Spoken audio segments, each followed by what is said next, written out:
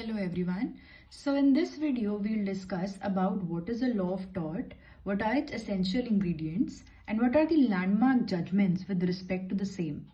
So the law of tort is derived from a Latin word tortum, which means to twist. It is a conduct that is based on the principle where there is a right, there is a corresponding duty. Please इसको अपने notes में double underline कर लेना, ये एक बहुत important line है, which means अगर एक पर्सन के पास एक राइट है तो दूसरे पर्सन की ड्यूटी बनती है उस पर्सन की राइट को वॉयलेट ना करने की, उसकी राइट को रिस्पेक्ट करने की. Now for instance look at the example that is given here. A is a professor who teaches his students from 6 to 8 p.m. daily. एक प्रोफेसर है जो अपने स्टूडेंट्स को डेली पढ़ाता है 6 to 8 p.m. के बीच में. Now X is his neighbour and उसे पता है कि A इसी टाइम पे अपने स्टूडेंट्स को पढ़ाता है. वो क्या करता है, वो डेली उसी टाइम पर आता है उसे कभी किसी चीज के बारे में पूछने के लिए या उससे कोई चीज मांगने के लिए, एंड उसके इस एक्ट से A को डिस्टर्बेंस होती है. So this is an example of an unlawful interference. अगर ए के पास राइट है अपने स्टूडेंट्स को पीसफुली पढ़ाने की, तो एक्स की भी तो ड्यूटी बनती है कि उसको उस चीज़ में डिस्टर्ब ना करे, उसकी उस चीज़ को वायलेट ना करे. So this is the meaning of where there is a right there is a corresponding duty. अगर एक पर्सन अपनी राइट को एक्सरसाइज कर रहा है तो दूसरे पर्सन की ड्यूटी बनती है उस राइट को वायलेट ना करने की. Now let's take another example. So A is the owner of his house and वो क्या करता है, वो अपने घर के बाहर का गार्बेज डेली क्लीन करता है. अब B उसका नेबर है और वो इस चीज को ऑब्जर्व करता है. B क्या करता है, वो अपने घर के बाहर का गार्बेज भी A के घर के बाहर रखाता है. Now what B is doing here? B is violating A's right to live in a clean and a healthy environment. अगर A के पास राइट है to live in a clean and a healthy environment, तो B की भी तो duty बनती है उसकी राइट को वायलेट ना करने की. So this is what is meant by when there is a right there is a corresponding duty. Now the law of tort is based on a maxim ubi jus ibi remedium, which means for every wrong there is a remedy. Another very important maxim, please double underline this in your notes. बहुत बार आपसे maxim पूछा जाता है in your law exams and in various competitive exams. Now law of tort क्या करता है? Law of tort एक duty impose करता है to respect the legal rights that is vested in the members of society, and if any person makes a breach of it he is said to have done a wrongful act. अगर कोई भी किसी की भी right को breach करता है तो उसे हम एक रॉन्गफुल एक्ट बोलेंगे. नाउ फॉर इंस्टेंस अगर एक पर्सन किसी दूसरे पर्सन की रेपुटेशन को इंजोर कर देता है जिसे हम लॉ ऑफ डेफेमेशन बोलते हैं, या कोई एक पर्सन अनलॉफुली किसी दूसरे पर्सन की परमिशन के बिना उसकी लैंड में एंटर कर रहा है जिसे हम लॉ ऑफ ट्रेसपास भी बोलते हैं. सो इन सभी एक्ट्स को अनलॉफुली किसी दूसरे पर्सन की राइट को ब्रीच करना बोलेंगे. सो लॉ ऑफ टॉर्ट एक ड्यूटी इम्पोज करता है, एक डेटरेंस इम्पोज करता है in the members of society. That is why the word legal is used here, so that the rights of the members of the society stays protected. Now these are the definitions that have been given by various authors. आप इसको लिख लेना, ये आपके law exams में काफी helpful रहेगा. So one is given under section 2 clause M of the Limitation Act, one is given by Salmond and by Fraser. Now let's discuss the essential ingredients of tort. Tort के essential ingredients क्या होते हैं? ये एक बहुत important topic है, so इसको ध्यान से समझना. So the first essential says that a tort is a civil wrong. It is other than a breach of trust or a breach of contract, and the wrong is redressable by unliquidated damages. Now I'll explain this one by one. So what is a civil wrong? A civil wrong is a wrongful act. ये एक wrongful act होता है जो एक person के या उसकी property के अगेंस्ट किया जाता है, एंड उस पर्सन के पास राइट होती है रेमेडी सीक करने की from the civil court against that particular wrongful act.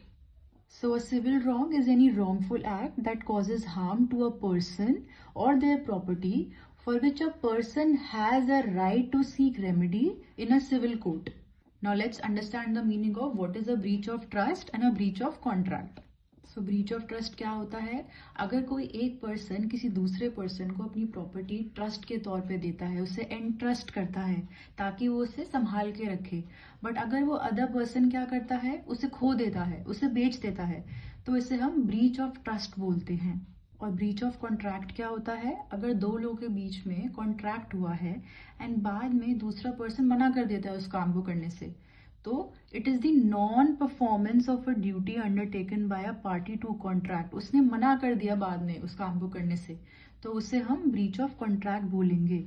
Now unliquidated damages क्या होते हैं? अनलिक्विडेटेड डैमेजेस वो होते हैं जिसका जो प्राइस है वो पहले से डिटरमिन्ड नहीं होता है पार्टीज के बीच में, ये कोर्ट की डिस्क्रिशन पे छोड़ा जाता है।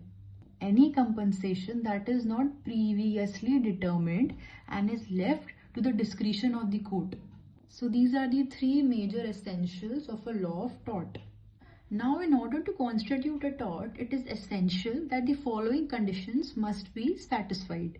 That is, that there must be some act or omission on the part of the defendant, and the act or omission resulted in a legal damage, that is, violation of a legal right that is vested in the plaintiff. Defendant ने कोई ऐसा act किया जो उसे नहीं करना चाहिए था, या उसने ऐसी कोई ओमिशन कर दी जो एक्सपेक्टेड थी उसे करने को बट उसने नहीं की।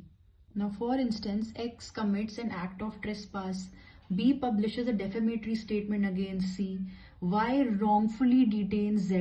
So all these are examples of an act जो कि नहीं करने चाहिए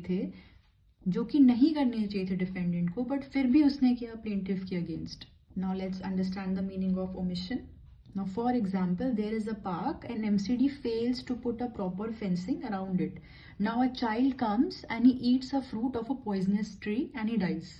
So what is this? It is an omission on the part of the MCD. MCD की ड्यूटी बनती थी कि उसको फेंसिंग प्रॉपरली करनी चाहिए थी. So this is an example of an omission.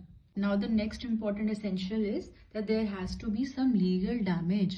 Plaintiff को ये प्रूव करना पड़ेगा कि उसने कोई लीगल डैमेज सफर किया है due to the act of the defendant, and unless he proves that there is a violation of a legal injury और a legal right, there can be no action in the law of torts. Now there are two very important maxims here. One is injuria sine damno and another damnum sine injuria. Injuria sine damno means that there has been a violation of a legal right but without causing any actual harm or loss. ये usually actionable होता है in the court of law. And damnum sine injuria means that there has been some damage but without a violation of any legal right. ये actionable नहीं होता है in the court of law. Now Ashby versus White is a landmark judgment in this aspect. Now in this case plaintiff एक qualified voter होता है और वो अपनी right को exercise करने जा रहा होता है, but defendant क्या करता है, वो उसे wrongfully restrain करता है और इस वजह से वो अपनी right को exercise नहीं कर पाता है. But बाद में जब election का result आता है तो जिस candidate को plaintiff वोट देना चाहता था वो जीत जाता है, but उसकी legal right तो यहाँ पे violate हुई. The legal right, that is the right to vote, वो वोट नहीं कर पाया, उसे वोट करने से prevent किया गया. So in this case, the plaintiff can bring an action against the defendant. Bhim Singh versus State of J&K is another important case in this aspect. In this case also, it was held that there was a violation of a fundamental right under Article 21 and Bhim Singh was awarded damages of rupees 50,000. So this was all about injuria sine damno. Now let's discuss damnum sine injuria and the cases with respect to that. So as I've already discussed that there has been a damage but without any legal injury. Now damnum sine injuria, as discussed before, means that there has been a legal damage. कोई legal damage तो हुआ है but without any legal injury. कोई legal injury suffer नहीं की जाती plaintiff के through. कोई legal right यहाँ पे violate नहीं होता है. Now Gloucester Grammar School is a landmark judgment in this aspect. इस केस में क्या होता है, प्लेंटिफ अपना एक स्कूल एस्टैब्लिश करता है एंड सारे स्टूडेंट्स वहां पर जाते हैं. प्लेंटिफ को इससे काफी प्रॉफिट होता है. नाउ कुछ टाइम बाद डिफेंडेंट प्लेंटिफ के स्कूल के आगे अपना स्कूल बना लेता है. उससे क्या होता है, उससे आधे बच्चे उसके स्कूल में जाते हैं. अब प्लेंटिफ इस वजह से काफी लॉस सफर करता है. अब प्लेंटिफ क्या करता है, वो डिफेंडेंट के स्कूल के अगेंस्ट एक केस फाइल कर देता है.